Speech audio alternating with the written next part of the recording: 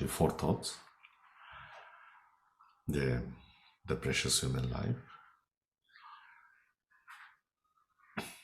as a human being born in this human realm makes the perfect condition to practice the Dharma. So therefore, there are many ways to looking at the numbers of all beings in this world. The six realms, the hell realms, hungry ghost, which we cannot directly see them, but in the teachings and sutras and all the teachings teaches about those beings. And animal realms, we can actually see them. And then the God realm, which is also the we cannot see, and demigod. So these are like due to strong anger, accumulating negative karmic deed with anger.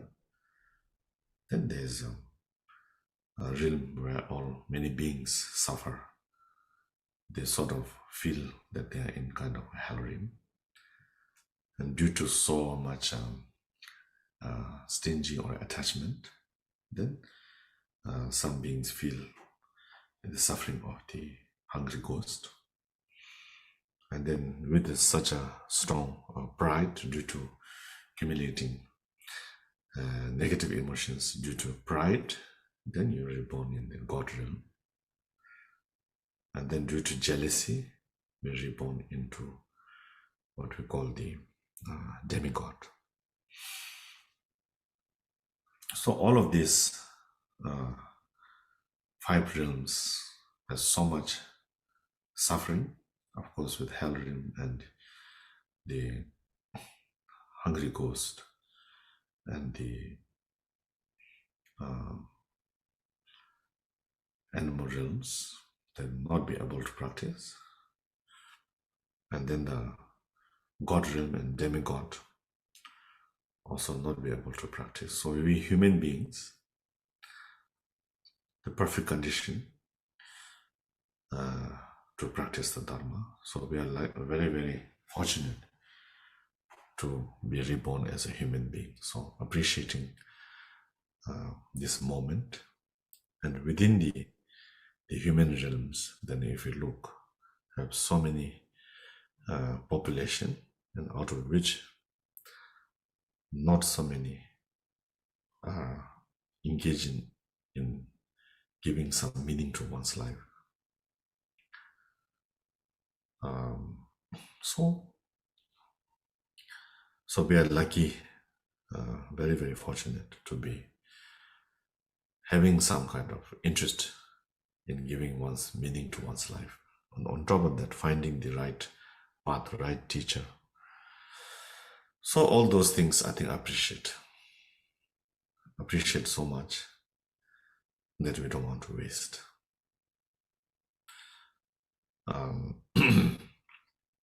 But yet, even though we have,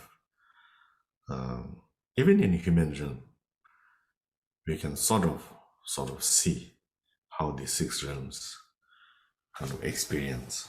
Some human can be very, very overpowered by anger. Then that person almost experience like a hell realm, because angry with everybody and nobody sort of really likes that person. And someone with a strong attachment, a strong kind of attached to positions, then even that person has lots of positions, not be able to utilize them. And some people, I heard, they don't even dare to eat enough food. So likewise, some people so proud that they think they are the best. And then little criticism or little kind of thing that make them so much suffer. And same likewise jealousy. So within the 6 realms kind of suffering, we can also see in the human realms. Sometimes people with a very strong pride, anger, jealousy, all these kind of things. Sometimes we can also see in human realms. So, being in these human realms, free from all the unfavorable conditions and having all these favorable conditions. So, is understanding is so precious that you don't want to waste even the moment of that opportunity. And the opportunity means that if we practice properly, engage in practice, then we'll be free from the suffering of the samsara. But yet, even we have this precious human life, then the impermanence, every moment, every second, it's gone. It's not coming back. Yesterday is gone. Last year is already gone. It cannot come back. And day to day, we are becoming closer and closer to the end of our life. And even if we are like 50s or 60s, age 50s, then I think half of our life is already past.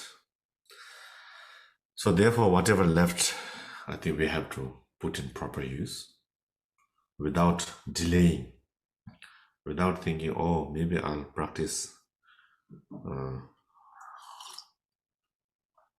later. So it's not only our life, but everything is impermanence. Outer world, the inner sentient beings, our enemies, our friends, everything changes moment to moment. So therefore, only thing that can gives meaning or makes our life meaningful, it is to practice the Dharma. So therefore, by contemplating on the impermanent of the life and of the outer world and inner beings, and also the wealth. Some people become rich and become poor, poor become rich, everything is changing. And especially if you look in the modern stock markets, everything is up and down, nothing is really reliable. So therefore, by contemplating on impermanence, then we feel kind of less attachment to this worldly kind of thing. Recently, I met a young Asian guy. A young means younger than me, but he's 46 or something. And has a good education, good background. And I asked him, what do you do? It's in one of the big city, metropolitan city. I said, what do you do? He said, I do nothing. I said, why? I saw my mother dying, and then my sort of mind changed completely. And he says, all I want to do is practice the Dharma. And that is very inspiring in this modern life. And he must be lucky to have means to do that.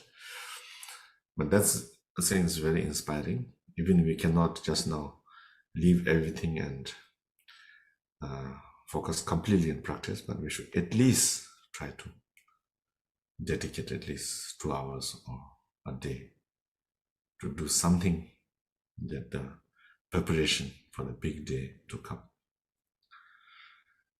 Even we think of Buddha had everything, wealth. He had a palace. He had all the worldly possessions. But yet he left his comfort palace and all this wealth to find something greater. And then he run away from palace and achieve enlightenment. So he preferred the achieving realization than the comfort of his palace and his wealth. Even our Guru, Chapji Khenze Rinpoche, he is born to a noble family. And from a Tibetan perspective, he had all the comfort. He has a palace, he has a servant, he has all the food, whatever that time they can get in Tibet. But yet, he decided to stay in the mountain, in the cave, without doors and without windows, because that was more important than temperamental comfort, or temperamental, what we call pleasure. So with this kind of stories, when we should just inspire that sometime we might say, oh, I don't have time to practice because I have to go to this engagement party, or I have to go to some kind of worldly gatherings and things like that. Yes, maybe, but which is more important? Which gives more result at the end? We cannot be milarepa, but I think we can adjust our time a little bit. The more we think of impermanence, more we think of the precious human lives, and we don't want to just waste, then I think we can adjust the time a little bit and focus more on practice.